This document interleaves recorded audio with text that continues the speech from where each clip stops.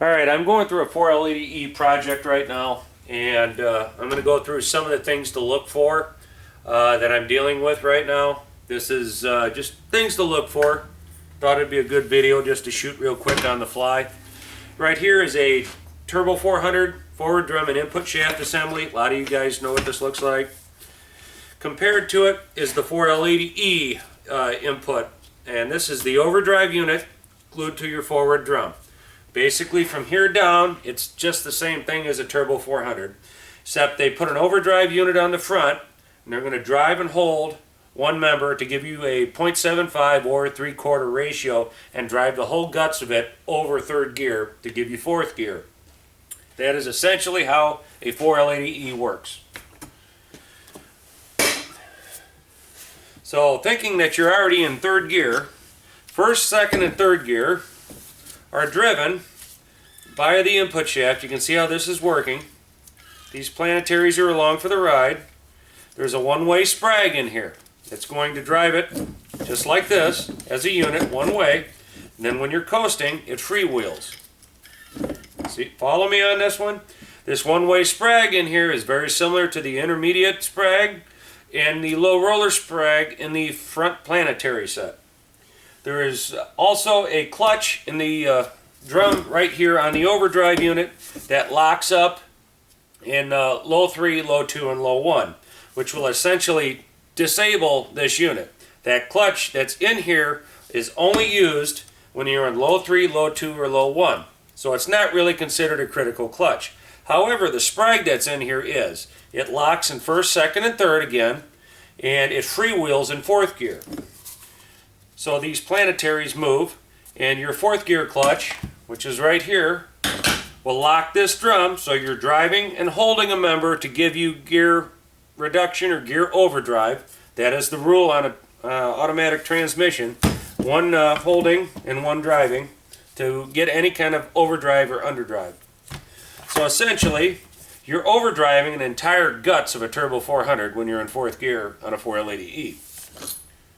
Things to look for on the overdrive unit: 98 and newer and 97 and older were a substantial serial number break. There's bonded pistons in the 98 and newer ones, which are a much better piston. Some of them cross to the Turbo 400, as you may have seen in some of my older videos.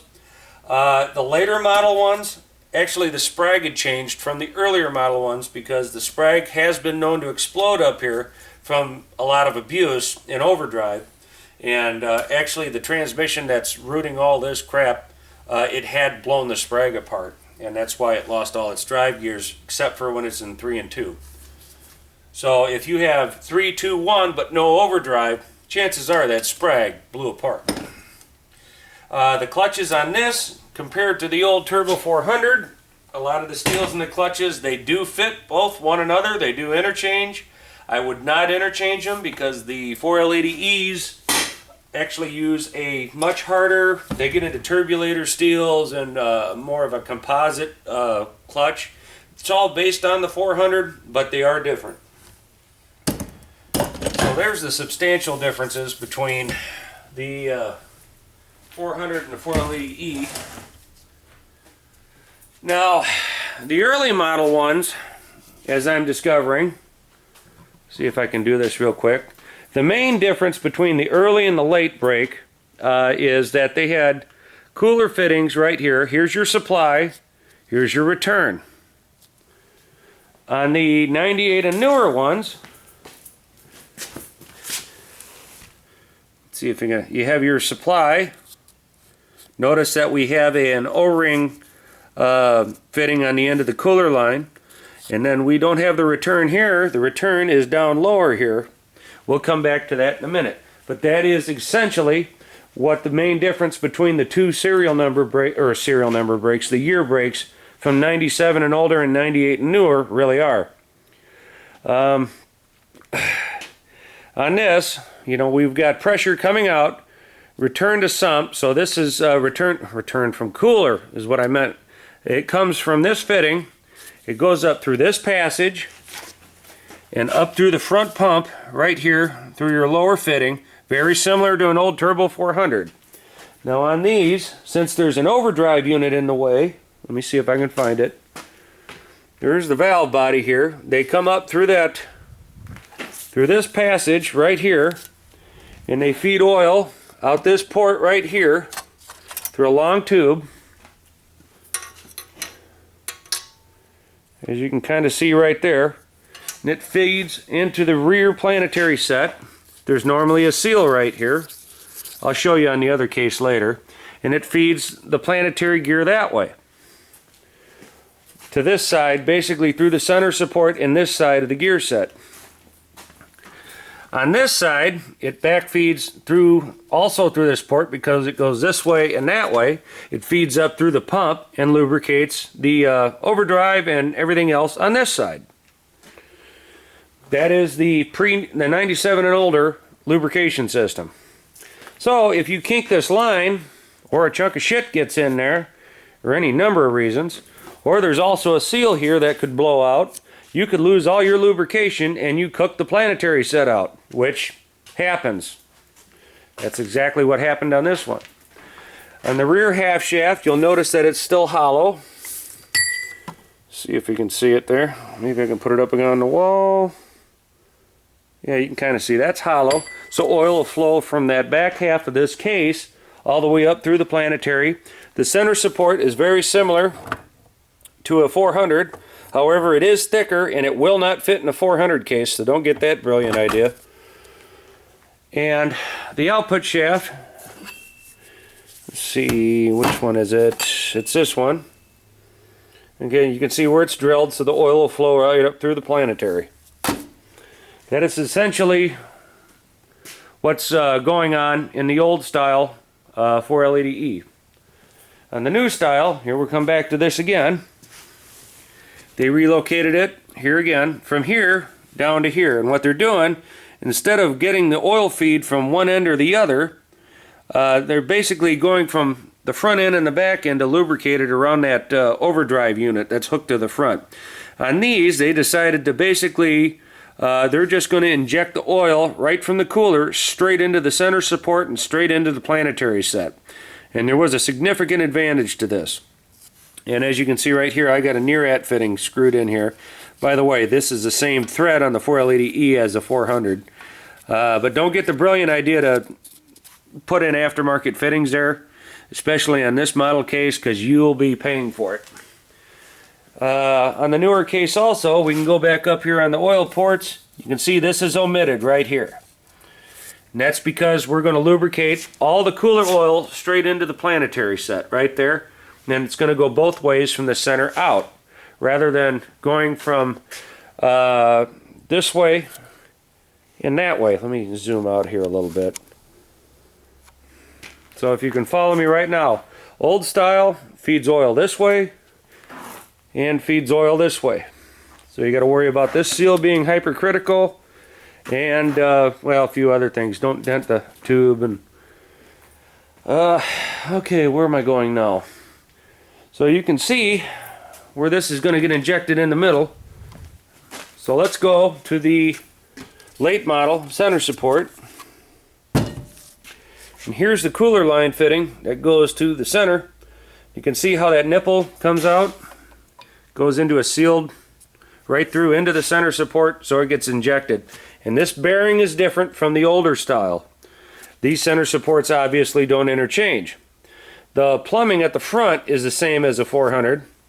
Sealing rings, where all these passages seal, is essentially the same, but the bearing and the porting internally here are going to be quite different. So it can feed oil this way and that way. In addition, by doing this, they get some other benefits too.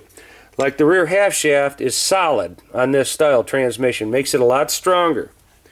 Now you don't need the oil ports in the output shaft, like you can see right here. This is solid, makes it a lot stronger too. You get a lot stronger planetary set. Now, in conjunction, they changed the valve body too, because you didn't need this oil port right here. So as you can see, the oil port for that feed tube that I showed you earlier is omitted here.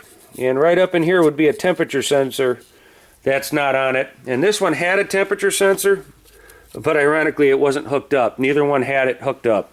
So I can reuse the same harness on a 98 as I could on a 93 or a 94. The valve bodies are essentially not that different other than that oil line port. But what I'm discovering also, see if I got them on the bench here, I can show you, is there's two different pumps. Now I'm trying to figure out what the difference in the pumps is, and I found out. The older pump here on the, I call it a torque converter valve. Let's see, where's it at? Where's it at? Where's it at? Has a passage right here. And this is to, basically, this goes to cooler from the torque converter. It's like the TCC valve. On this one, they shortened it. It essentially does the same thing, but here they put this port in here with a slight passage to converter feed. And I was trying to figure out what the hell this is doing, the difference between these two pumps. Obviously, the halves have to mesh because they're different pumps. We got late model, early model. And I figured out what they were doing is that both of these pumps were both drilled for the old style cooling setup. So what they're doing is that they're putting in an orifice right here to come off the converter feed fluid to lubricate the front planetary set, or the overdrive planetary set rather, excuse me, and give it lubrication, but it's not cool oil, it's the converter feed oil. It's coming from sump. Still not bad, but it's already been run through the pump. It's already got some heat in it. So this is where they're getting the lubrication for the front end, and all your cooling is going right to the planetary set on the back. So would this pump work in an older style? As a rule of thumb, probably don't do that. That would probably be a bad thing. If you're a professional guy like me, you might be able to modify that a little bit.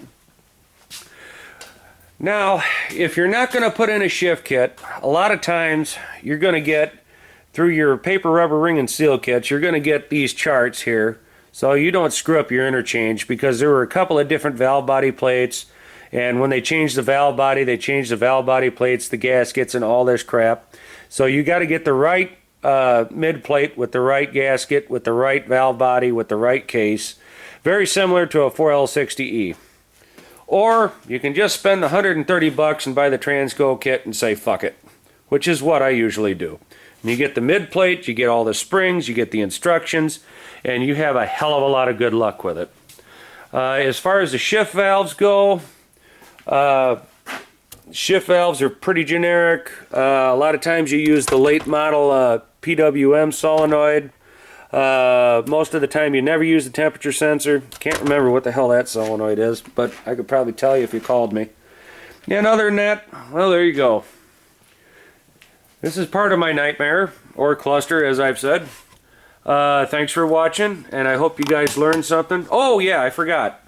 The oil pans are different. The early model one is a larger, deeper pan. The late model one is a tapered pan to the back. So they are different filters only for that reason, because the pans are different. That's the other thing I forgot. What else am I forgetting? Well, I think I've spilled enough stuff out there. The only other thing I could think of is the late model transmissions had a 3/8 cooler line. That's why they're a little bit larger. Like, see, here we go. That's a larger cooler line. The older transmission has a 5/16 line, very similar to most 400s. But I had the thought, if I could take a near-head fitting and have them put that on there, I could have a nice set of fittings for a street rod for a 4L80E. And I would definitely run the late model.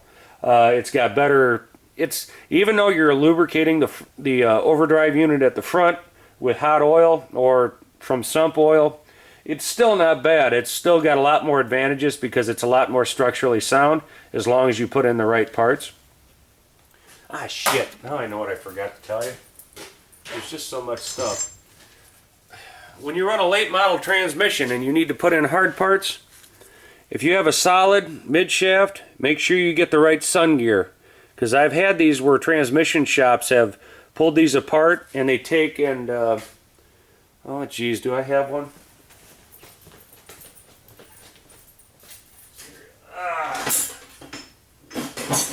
Here, this is a burned up one. This is early model because you got that lubrication hole right through that back shaft, so you don't need all the grooves. On this one you can see where they put the extra square grooves in there. This is for oil to flow around that square solid shaft, so you get lubrication to your Torrington bearings properly from the center support, because it's flowing the opposite direction of the older style 4L80E. That's hypercritical, because if you mix in 400 parts with a 98 and newer 4L80E, you will have lubrication problems, you will have failure, it will weld itself, especially on a plow truck plowing snow at the worst damn time you'd ever want it. And I've seen it happen. They've been on my bench. Well, I hope you've enjoyed the madness of the Bomber's Shop today. Thank you very much for watching. wrenchmanrepair.com. Forgive me if I've mutilated the King's English too much, and have a great day. Thank you.